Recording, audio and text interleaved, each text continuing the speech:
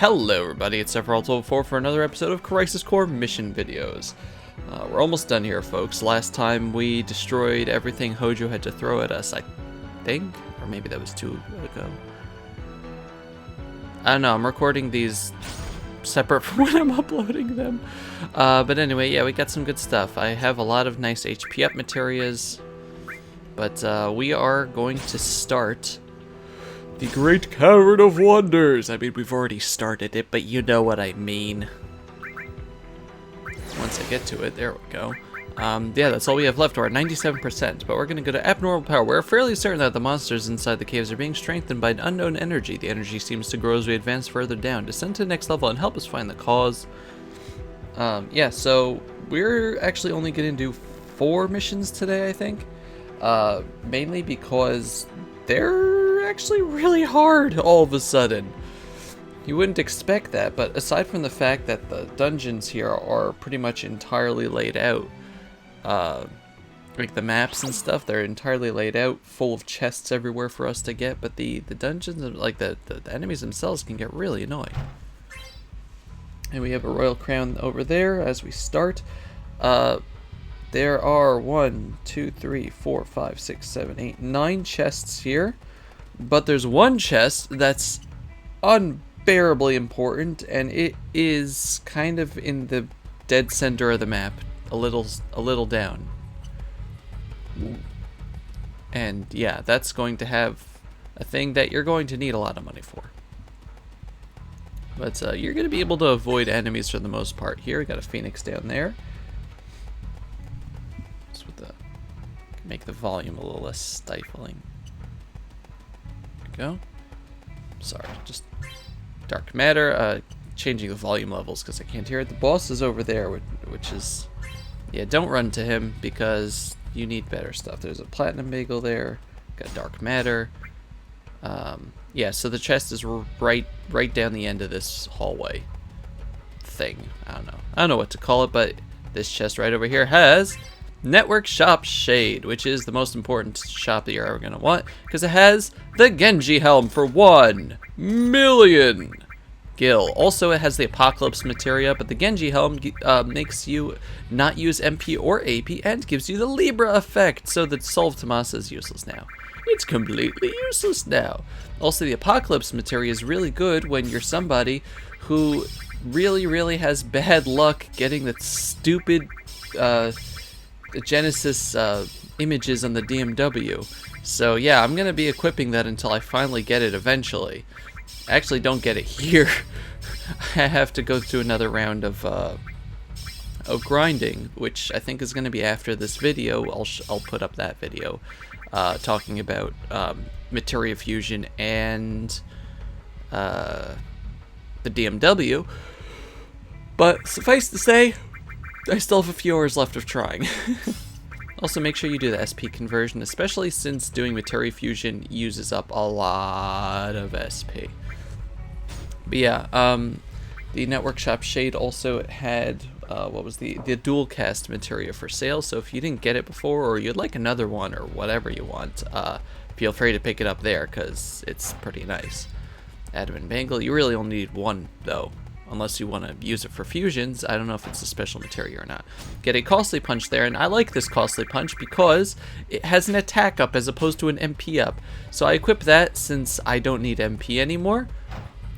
And yeah, it's nice. It's good. Obviously, the attack up doesn't really affect it anyway. You get Jewel Ring over there, and what else do we get? An Osmaga materia.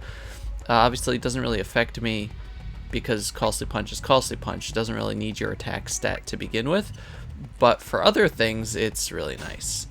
And the boss here is going to be Imps and Sajins, I think. King Sajins. King Sajins have 580, excuse me. I think the Imps have 204,800 health, so dual cast Graviga is really nice. Hey, Costly Punch levels up already. How about that? And now we can't use Costly Punch.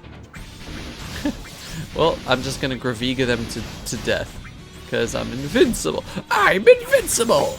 You're a loony.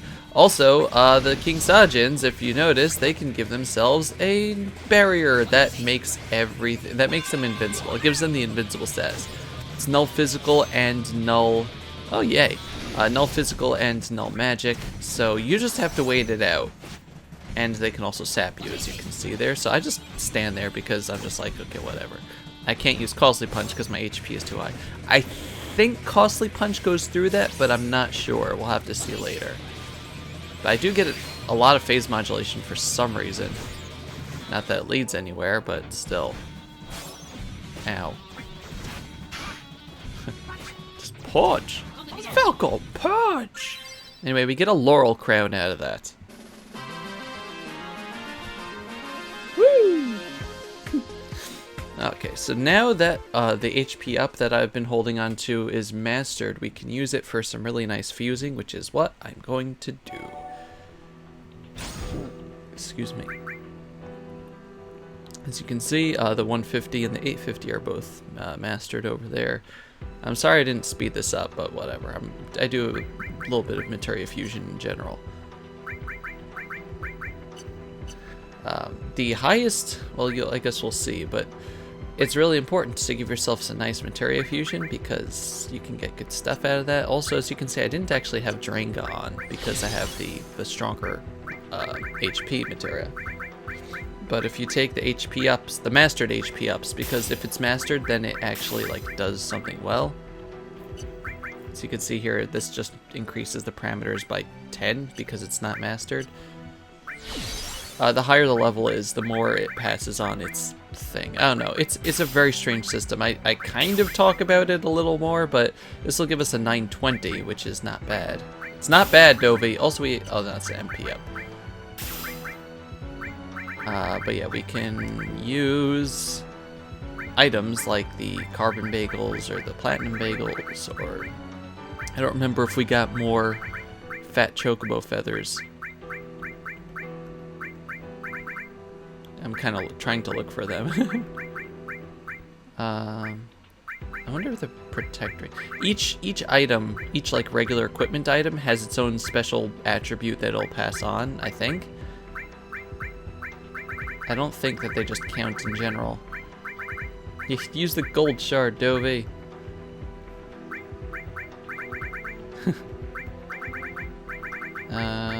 Yeah, there's fat chocobo feathers there. Oh right, we got 10 from the treasure chest, right? Anyway, that'll give us an HP plus 999%. That's obviously the max, and I just make sure that, like, you know, that's what. I'm gonna see if I can just do that without like expending a lot of HP materia. But yeah, so we have a 970 here, and that's good enough for me.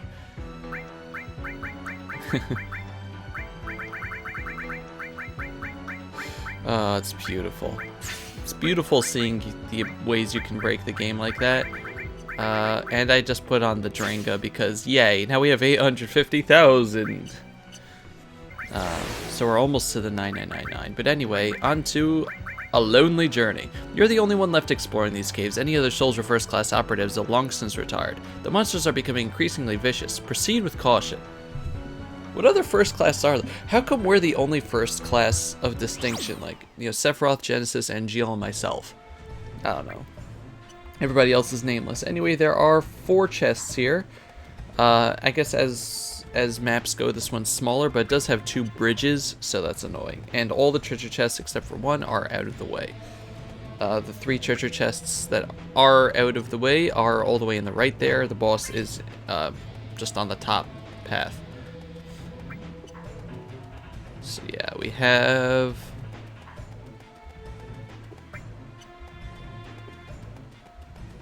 yeah, over here. Try fire, elixir, and fat chocobo feather. Yay, fat chocobo feather. Also, the higher the parameters are on your materia when you're fusing them, the more SP it's going to cost. And obviously the higher level it is and stuff, but the parameters make it really expensive. Anyway, the enemies here are once again the imps and Cerberuses, who have 88,680 health. Also, we're level 74 now. Luckily, that means you can give the Cerberus a single punch to kill it, but it's annoying. Also, something I've noticed, how come this game doesn't have those guys from the Mithril Mines in FF7 that are just kind of like swinging the ball and chain over their head? You know what I'm talking about? I don't know. I'm not going to put a thing in here because that would require editing, and I'm lazy. But, I don't know. You know what I'm talking about, maybe. Possibly. It doesn't, what I'm saying is it doesn't have all of FF7's enemies, and that makes me sad. Also, Costly Punch is leveling up again. Let's see, these enemies are Hexadons, 168,500 health, is that what they are? I know. Just, yeah, there we go, good, die, thank you. And another bridge. It's probably good for the Cerberus to have dual cast, Quake just to keep him at bay, but you know, Graviga or Costly Punch work too, really. Octo Slash, nobody suspects a thing. Sorry. And the boss is just going to be another one of these guys, or a bunch of these guys, just should say. Yeah, since we have the Genji shield, I'm pretty impervious to their annoying attacks, because if you remember the dog enemies, you know, the Dark Nation type enemies usually stop you or whatever. Hellfire or stun you. But that's not going to happen here. This is a regular Hellfire materia as far as I know. Something I've also failed to notice, just completely, well, we'll wait till the mission starts so I can read the thing, but yeah, completely random thing that I've never really mentioned in the... Even deeper, we have confirmed the existence of guardhounds in the area you covered in the last mission. They may have gone berserk by themselves. It's more likely that there was external stimulus. Please, where is it? Please gather more information as we continue to analyze our data. There are 1, 2, 3, 4, 5, 6, 7 chests here, I think. Most of them are out of the way, except for just one. This one, with the Zeonut. But yeah, so when you're fighting specific bosses like Genesis or Sephiroth, I think maybe Hollander, you only get human limit breaks. You don't, maybe you get summons also. I don't think you get anything from the Whimsical Wheel, like the, you know, the Chocobo or Tonberry or whatever that. Correct me if you've played this game and you've seen otherwise, but like during the more serious moments, an Angeal fight, I don't think that you actually get whimsical limits. It's just, I don't know, something that the game puts into emphasize the fact that the game is more serious. I don't know, or the situation. But anyway, for some reason, this dungeon gives you the lower right arm of the map, but there are no chests there. I don't know. The enemies here are explosives, 89,800 health. The Belial, is that what it is? Yeah. 112,680, and Chives, the annoying little grass things, with 98,980. Also, we get the Zydric over here, which is amazing! It has all elements, which, who cares really? But it gives you 100, plus 100 in every stat except luck. And that's going to be unbelievably important when you're fighting some of the tougher enemies, because it makes you not, well, it doesn't make you nigh on invincible, but it makes you nigh on able to take hits. But yeah, the Zydric is really important, and that's the main reason for going all the way out of the way in this mission. Because otherwise it's just, yeah, believe me. If you're wondering, where can I put the Zydric? The Genji Helm is probably the most, or the least useful of the Genji equipment. I realize that saying the one that makes you not use MP or AP is the least useful sounds weird, but, I mean, the AP moves that you have kind of suck. Costly Punch uses health, and, you know, if you want to dual cast Graviga, it's not that hard to just use an elixir, or ethers for that matter. So yeah, just taking off, and Libra is not that great either. It's just nice to have, but it's not essential. But we get Kiraga and a Mithril Element past the boss. But yeah, if you want to put the Zydric on, if enemies are killing you, is what I'm trying to say, that's a really good idea. because the Zydric will make everything so much easier for you. Anyway, from that we get a Mastered Mega Flare materia with Magic plus 60. Mastered Magic Mega Flare. And we're gonna do one more mission. And holy hell, this mission. Prepare to die a lot.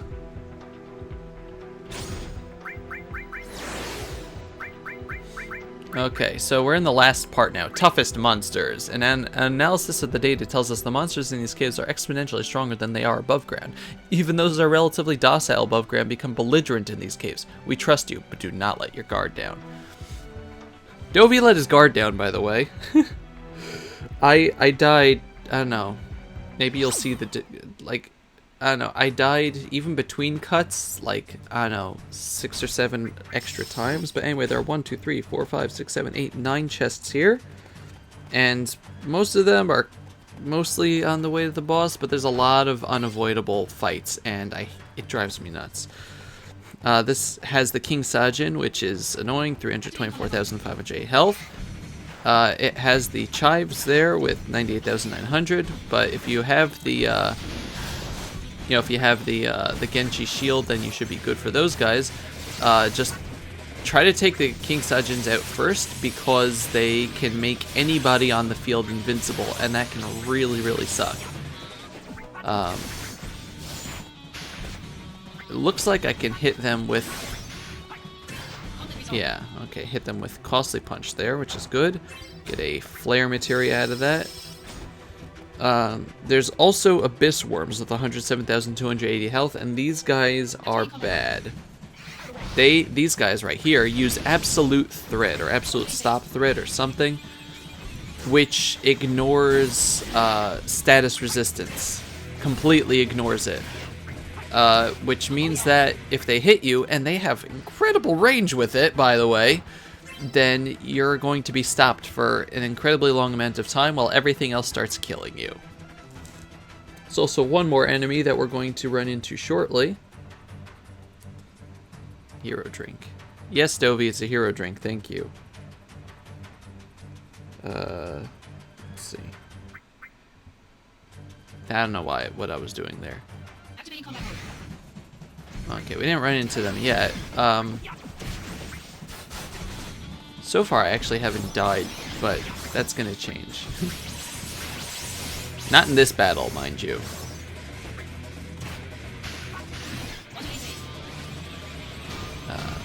Okay, do I get the Eris? I get the Eris! Yay! Healing Wave is pretty useful, aside from the fact that I don't think I'll be able to use Costly Punch now. But at least I got Graviga here.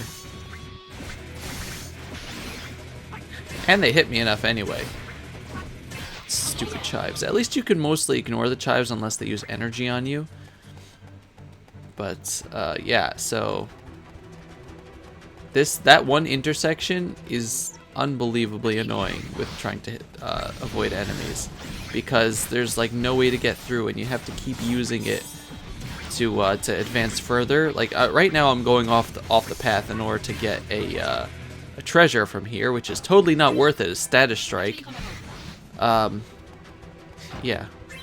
But we got a wall over there. We're now on the other side of that intersection, on the heading towards the left side of the map over the top. But yeah, there's a lot of unavoidable battles here, and if you die, you have to start all the way from the beginning. So yay. I guess if you want to start using Phoenix Downs, you might want to, but it's better save them for the last fight here, because the other ones, I don't know, you have a better chance of dying. Get a Mithril over here. The boss is up this way. I actually avoided... So the boss is 399,999 health, Cactuar. They're really annoying. You can obviously use Graviga on them really well, but when they die, they use 10,000 needles as their finishing move, and if you're low on health, that will end you. Also, they use it normally. Also, they can stun you. So yeah, use that Phoenix down. There's a Curaga materia that I avoided because I was really fed up with this level, and I was just like, no, I'm just fighting the friggin' enemies. I don't want to go through it all over again. Anyway, we get a Master Zentetsuken materia, magic plus 60.